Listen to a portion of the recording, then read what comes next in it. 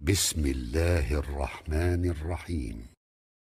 Bir mescitte bir alim adam, sofa adam, takva, Huda ters adam etikafa duruyanmıştık mescitte. Etikaf diyani ağda arada olup da mescitten çıkmanı oturmak.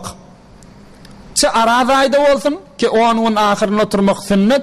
Çı başka ulllarda aradaydan başka vaktlarda da nefil arada tutup da mescitte çıkmanı otursan fakat kazayı hacet etmek için çıkmalı. Olmasa mescitte yemek, içmek, yatmak mescidin içinde olmalı. Etikaf değil yaşına. Bir kova adamla birisi şeyle mescitte etikaf oturuyanmıştık. Başka dünya işi veren işi yokmuştuk. Oğam mescidin imamı her dışarı çıkıp barayanmağa görüye guşada otuyu zikir edip tesbih anap buna ait diyenmiştik. Sen işleten kavu olmar mı mescitte yatandan? Sen iyiskin nereden geliyor sana? Sen nereden temin? Aylığın var mı? Nereden geliyor sana? İyiski deyip şeyle soruyanmıştık. Oğam ol kava adam hiç cevap vermeyenmiştik. 2 gözek, 3 gözek soraptır. Sen bir yerden temin mi olsan kavu değil mi? Neyme gelirken, neyme gelirken deyip durandan bir kavu yerden iş tutun olmasa bir adet deyip tavşırıyanmıştık. Oğam yankı etikafa oturuyan adama ediptir. Ay falan ağa deyiptir.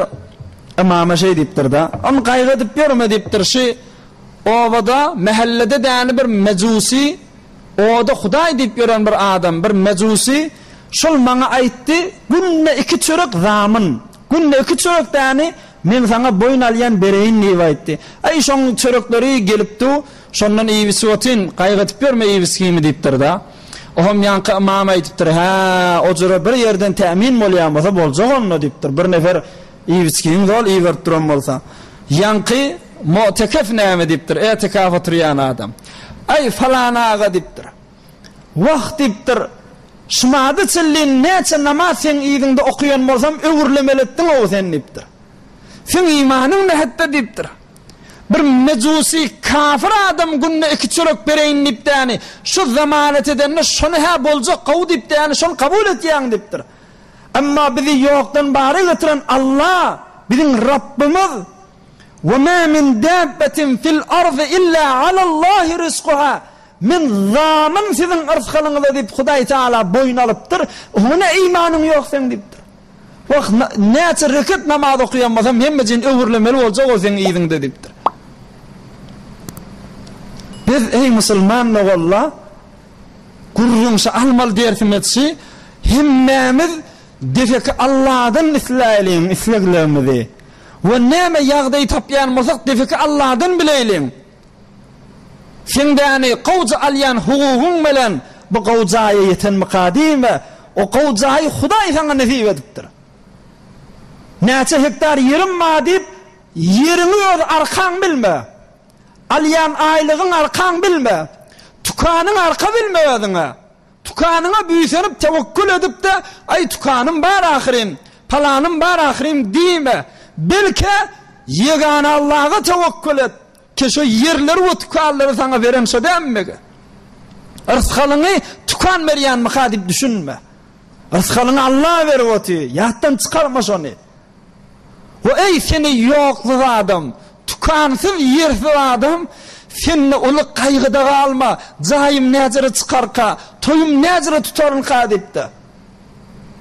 Ol tukanla zay verip toyunu tutan Huday, senin tevekkülün kamil olsa, bitir zayım, bitir toyun, bitir hacın, bitir meridin şefaati, harçları, Allah'a tevekkül et. Ona demek şu zayı toyut veren, şu kıyınçılıktan çıkarayan Huday denmege. Aya, şul Huday, sen de Hudayın denmege. Aya Huday Teala şonu deyani kavzatlar nesip ediptir. Şon eline tukanı yer olallığı derekli mi? Yok. Belki Allah ona nesip ediptir. Nesip etsin ne koyuptir? Bir çoğur adamları vurmayan mı? Yerli mülkli adamlar ama hemişe işeňil maşynyň içinde gezip beren adamla nifi bolmansaň Hudaý şolara bermäli derekli. Bes sende ýoguň da bolsa gel Hudaýa tewekkül et. Hudaý Taala saňa da ýetirjekdir. Jaýynky, toýunky, hajynky, onu Hudaý boyun alypdyr ahirem. Biz boyun alanlygyna imanymyz bolsun, tewekkülimiz bolsun musulmanlar walla. Umar radiyallahu anh erti bilen turanda näme diýänmişdik?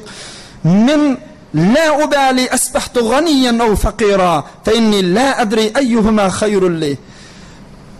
Men şun turdum, hala üýümde, jüýümde malym bolsun, hala bolmasyn, hala bay bolayın, hala garip bolayın, hiç maňa farkymy däl.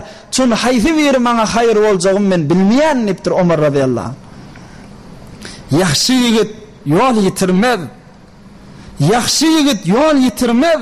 Jat kısmatdan köp getirmez. Min kaygı bir iş bitirmez. Tevekkül ner behmeder diye Mahtumul Hişam. Min kaygı bir iş bitirmeye. Ama tevekkül inir diye ýaly bolup da bihtirrak, gowrak işler sana bitirip bermeýärmi? Tevekkül ner bolar endişe maya, gönülni iýberme her kaýsy jaýa. Barçanyň dayanjy Kadir Hudaga Allah'dan özüge süýünçi bolmady ýa. Gelip maly mülke süýünüp hamala iýiskin şondan gelýän ýalyga dip oňa ýaplanma. Arkam şowa diýme. Hemişe her ýagdaýynda tewekkülüň Allah'a bolsun. Tevekkülli şat, tevekkülsiz mat diýe türkmen. Tevekkülüň Hudaýa bolup dursa her ýagdaýda hoş dursun. برای مشاهده ویدیوهای بیشتر به کانال یوتیوب سخنرانی‌های علماء ترکمن سر بزنید، مشترک بشید و منتشر کنید، اجر ببرید.